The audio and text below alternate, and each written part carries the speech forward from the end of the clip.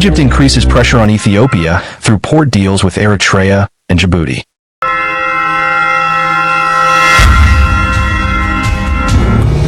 Egypt has agreed to develop seaports in the Horn of African nations of Eritrea and Djibouti, part of its campaign to increase pressure on landlocked Ethiopia over its long-running Nile water dispute, sources in Cairo told The National.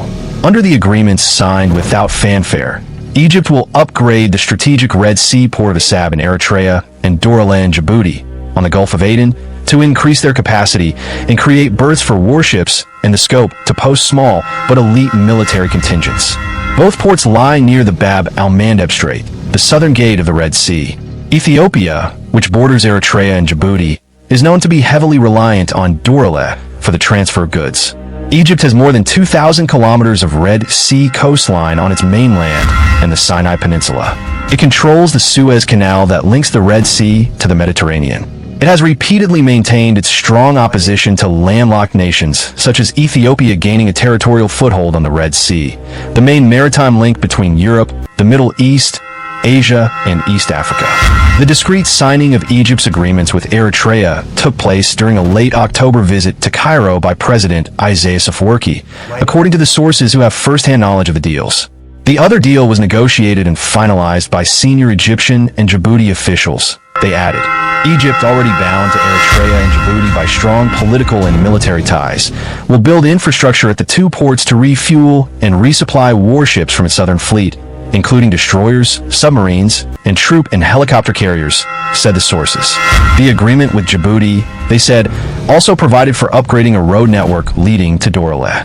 Neighboring Ethiopia, landlocked since Eritrea seceded in 1993 after a long civil war, relies heavily on Dorala for sea access. The Nile snaking through Cairo.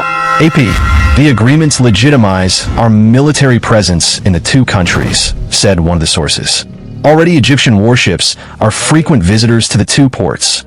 Egypt and Ethiopia have been locked in a bitter dispute for more than a decade over the anticipated effects of a vast hydroelectric dam that Addis Ababa completed this year.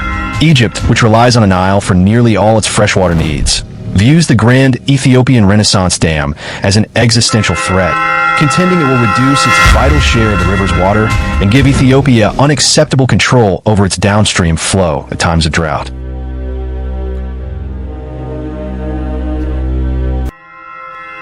Egypt and Sudan have been in negotiations with Ethiopia for more than a decade, demanding Addis Ababa enters into a legally binding agreement on the operation and management of the dam. Egyptian President Abdel Fattah el-Sisi and Prime Minister of Ethiopia Abiy Ahmed during the 32nd African Union Summit in Addis Ababa in 2019. Photo, Egyptian presidency. In response, Ethiopia has repeatedly sought to reassure Cairo and Khartoum that the dam will not harm their interests, while emphasizing the project's benefits for economic development and its sovereign right to operate it as it sees fit. The gradual filling of the vast reservoir behind the dam, which took place from 2020 to last year, had little effect on Egypt's share of Nile water, thanks to abundant rain on the Ethiopian highlands. However, war-torn and downstream Sudan has complained that Ethiopia's failure to share real-time data on the dam's operation has caused deadly and destructive flooding in some of its regions. The Grand Ethiopian Renaissance Dam, during the official inauguration ceremony in Guba on September 9, 2025, AFP. With the last round of failed negotiations held 2 years ago, Egypt has been building up alliances and trust with Ethiopia's neighbors such as Somalia, Djibouti, both members of the Arab League, Eritrea and Kenya, while offering technical expertise in a wide range of fields to many of the 11 Nile Basin nations. Last year, Egypt began stationing troops and military advisors in Somalia after the two nations signed a defense agreement. Egypt also provided Somalia with weapons and counterterrorism advisors to aid its fight against al-Shabaab, the terrorist group. It also intends to participate in a new African Union peacekeeping mission in the country.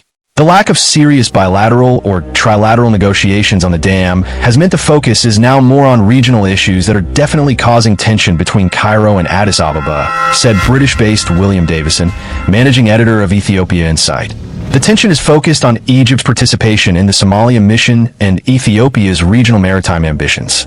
Clearly, Ethiopia does not want to see Egyptian troops in Somalia, but if that came to pass, it would not necessarily be a game changer and lead to war between the two nations.